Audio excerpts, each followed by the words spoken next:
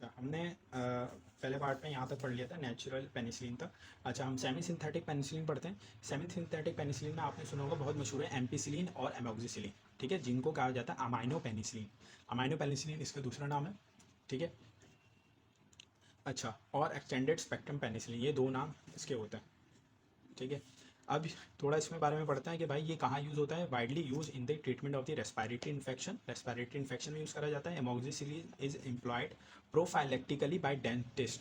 Prophylactically use करा जाता है, कौन करता है, dentist in high risk patient to prevent the to prevent prevention of the bacteria endocarditis. ये हमारे पास डेंटिस्ट यूज़ करते हैं एज अ प्रोफाइलेक्सिस।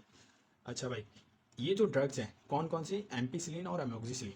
ठीक है, इनको हम कंबाइन करके यूज़ करते हैं, मतलब कि इसको साथ यूज़ करते हैं बीटा लैक्टामेज इनहिबिटर के साथ यूज़ करते हैं। कौन से, एम्पिसिलिन और अमोक्सिसिलिन हम बीटा लैक्टामेज के साथ बीटा लैक्टामेज इनहिबिटर के साथ यूज़ करते हैं। बीटा लैक्टामेज इनहिबिटर में आता है क्लेब्यूलेनिक एसिड और सल्बेक्टम। ठीक है। ये जो ड्रग्स हैं जिसमें आता है एम्पिसिलिन और अमोक्सिसिलिन। ठीक है, ये हम कंबाइन करके यूज़ करते हैं। किसके साथ कंबाइन करते हैं, बीटा लैक्टामेज इनहिबिटर के साथ, जिसमें आता है क्लेब्यूलेनिक एसिड और सल्बेक्टम। ठीक है। Combat infection cause by the beta lactamase producing organism. ठीक है, ये जो बीटा लैक्टामेज प्रोड्यूसिंग ऑर्गेनिज्म है उसके साथ ये उसके लिए यूज़ करा जाता है। ठीक है, अब ये क्यों यूज़ करते हैं वो हम ज़रा देखते हैं। इसके पीछे एक एग्जाम्पल दी हुई है, जैसे कि एक बैक्टीरिया है मिथिसिलिन सेंसिटिव स्ट्रेप्टोकोकस ऑरियस, जिसे मासा भी कहा जाता है। मिथिसिलिन हम एंटीबायोटिक है, लेकिन हम आजकल के दौर में इसको यूज़ नहीं करते हैं। ठीक है, मिथिसिलिन आपको कम मिलता है। ठीक है, पहले यूज़ करते थे। MRSA is resistant to ampicillin, ampicillin से ये रेजिस्टेंट होता है, एंड अमोक्सिसिलिन। ठीक है, रेजिस्टेंट की वजह क्या है, resistant in the form of plasmin mediated penicillin, penicillinase. ठीक है, अब ये क्या है, प्लाज्मिड मेडिएटेड पेनिसिलिन। पेलिसिनेस क्या है, बेसिकली ये एक एंजाइम है which break the beta lactam ring of the antibiotic. हमने क्या बताया था, बीटा जो पेनिसिलिन होता है, ये एंटीबायोटिक होता है, उसके अंदर मेन क्या होता है, बीटा लैक्टम रिंग। तो ये जो बैक्टीरियाज होते हैं इनके पास एक एंजाइम होता है जो बीटा लैक्टम रिंग को तोड़ देता है, जिसकी वजह से एंटीबायोटिक का इफेक्ट शो नहीं होता। ठीक है, तो ये हमारे पास एक ड्रॉबैक है। वो बैक्टीरिया जो जिनके पास ये एंजाइम है, तो हम उसमें अकेले एमोक्सिसिलिन या एम्पिसिलिन को नहीं दे सकते, क्योंकि वो क्या करेंगे, इनके बीटा लैक्टम रिंग को तोड़ देंगे। ठीक है, ब्रेक कर देंगे। तो हम इसको कंबाइन करते हैं बीटा लैक्टामेज इनहिबिटर के साथ। It is the major clinical problem which limits the use of amino penicillin with some gram negative organism. ठीक है, अमाइनो पेनिसिलिन हम सम ग्राम नेगेटिव ऑर्गेनिज्म के साथ अकेले नहीं दे सकते। ये है हमारे पास सेमी सिंथेटिक पेनिसिलिन, इंपॉर्टेंट है। ठीक है, समझने के लिए। अच्छा भाई, अब आते हैं हम ज़रा रेजिस्टेंस पे देख लेते हैं भाई कि रेजिस्टेंस होती कैसे है। Survival of bacteria in the presence of beta lactamase in antibiotic occur. कह रहा है कि भाई एंटीबायोटिक जो है उसके अंदर बीटा लैक्टामेज होता है मौजूद, तो वो सर्वाइव कैसे कर पाते हैं। सर्वाइव ऐसे करते हैं, उसके कुछ पॉइंट है। सबसे पहले बीटा लैक्टामेज प्रोडक्शन। ए इसका क्या मतलब है कि ये ऐसा एंजाइम है जो बीटा लैक्टम रिंग को तोड़ देगा। तो बैक्टीरिया जो होते हैं वो अपना बीटा लैक्टामेज प्रोडक्शन कर देते हैं। The family of enzyme hydrolysis the cyclic amide bond of the beta lactam ring. ये ब्रेक कर देते हैं cyclic amide bond of the beta lactam ring, जो मेन होता है एंटीबायोटिक का। एंटीबायोटिक का मेन जो होता है उसी को तोड़ देते हैं ये बैक्टीरिया, तो जिसकी वजह से वो आराम से रेजिस्टेंट हो जाते हैं।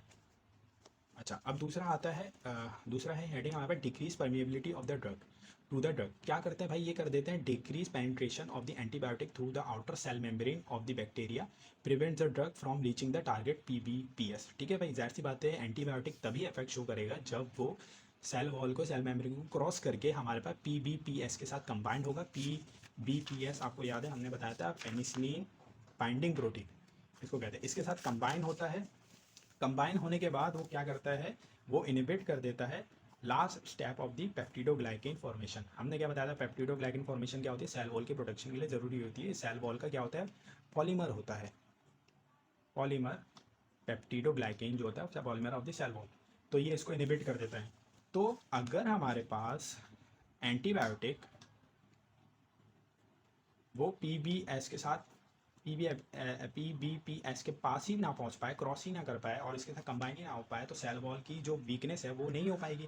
सेल वॉल वीक नहीं हो पाएगा तो इजीली अटैक नहीं हो पाएगा, तो परमिएबिलिटी जो है वो डिक्रीज हो जाती है। अच्छा, अब कुछ बैक्टीरिया क्या करते हैं, कुछ बैक्टीरिया अपने पीबीपीएस को कर देते हैं मॉडिफाइड। ठीक है, मॉडिफाइड कर देते हैं, modified PBPS have a lower affinity to the beta lactam antibiotic. जो एंटीबायोटिक के अंदर बीटा लैक्टम है वो फिर सही तरीके से बाइंड नहीं कर पाता PBPS के साथ, क्योंकि वो मॉडिफाई हो चुका होता है। जब भी हमारे पास ये वो अटैक जो है वो एंटीबायोटिक उस पर इफेक्ट शो नहीं कर पाता। ये कुछ पॉइंट है कि कैसे रेजिस्टिविटी आती है। अच्छा, अब जो फार्माकोकाइनेटिक्स है वो समझते हैं, ये थोड़ा इंपॉर्टेंट है, इसको ज़रा समझिए, काउंसलिंग के लिए बहुत ज़रूरी है। The route of administration of the beta lactam antibiotic is determined by the stability of the drug of the gastric acid. ठीक है, अगर बीटा लैक्टम रिंग हमारे पास गैस्ट्रिक एसिड में स्टेबल ही नहीं हो पाएगा तो हम उसको ओरली नहीं दे सकते। जाहिर सी बात है, स्टेबल नहीं है तो फिर बीटा लैक्टम जो रिंग है वो हमारे पास डैमेज होगा। And by the severity of the infection, ठीक है, सीवियरिटी ऑफ द इन्फेक्शन के थ्रू हम जो है वो रूट जो है वो हम डिसाइड कर सकते हैं कि अगर वो स्टेबल नहीं है तो हम ओरल नहीं देंगे, अगर सीवियरिटी ऑफ इन्फेक्शन ज़्यादा है तो हम रूट ऑफ एडमिनिस्ट्रेशन चेंज करेंगे।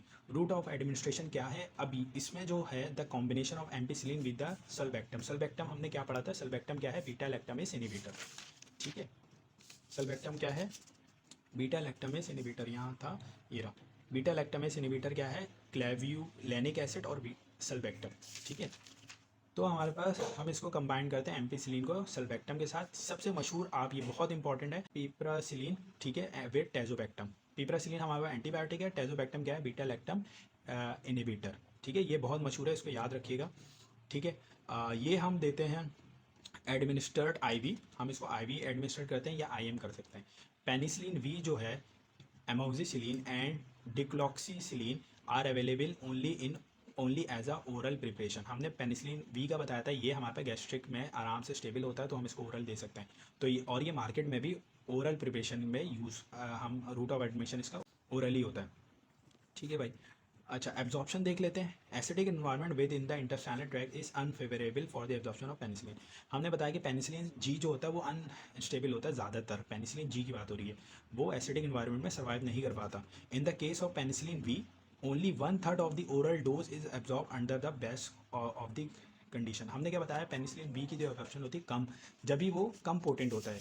जो हमने यहाँ पे बताया था, penicillin C 5 to 10 time more effective होता है अगेंस्ट दी ये बैक्टीरिया के। पेनिसिलिन वी हमारे पास लेस इफेक्टिव होता है क्योंकि वो एब्जॉर्ब नहीं हो पाता।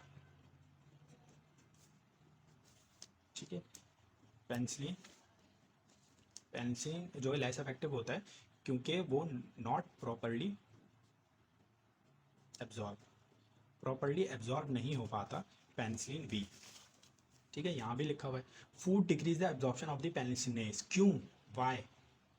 फूड जो होता है खाने के बाद अगर आप पेनिसिलिन ले तो वो उसकी एब्जॉर्प्शन को कर देता है कम, क्योंकि हमें पता है खाने के बाद हमारे पास एसिड की सिक्रीशन क्या हो जाती है? बढ़ जाती है। एसिड की सिक्रीशन बढ़ जाती है तो हमें पता है कि पेनिसिलिन एसिडिक इन्वायरमेंट पे स्टेबल ही नहीं है। तो ये लिखा हुआ food decrease absorption of the penicillinase resistant penicillin dicloxacillin because gastric empty time increase हो जाता है। गैस्ट्रिक एम्प्टी टाइम का क्या मतलब है? कि खाना देर तक, मतलब देर तक जो ड्रग होती है वो स्टमक में रहती है और स्टमक में एसिडिक इन्वायरमेंट होता है जिसकी वजह से डिस्ट्रॉय हो जाता है drug is destroy by the stomach acid. Therefore चीज, अब हम क्या करेंगे? अब इसको कैसे सॉल्व कर सकते हैं? सिंपल है कि हम खाने से पहले देंगे पेनिसिलिन। ठीक है, लिखा हुआ है therefore it should be taken on an empty stomach. इसको एम्प्टी स्टमक में देंगे। ठीक है, अच्छा भाई, डिस्ट्रीब्यूशन मेटाबॉलिज्म एक्सक्रीशन, इसमें ऐसा कुछ नहीं है, आप पढ़ सकते हैं। अब आते हैं एडवर्स रिएक्शन पे। ठीक है, एडवर्स रिएक्शन में हमारे पास आता है सबसे पहले हाइपर सेंसिटिविटी।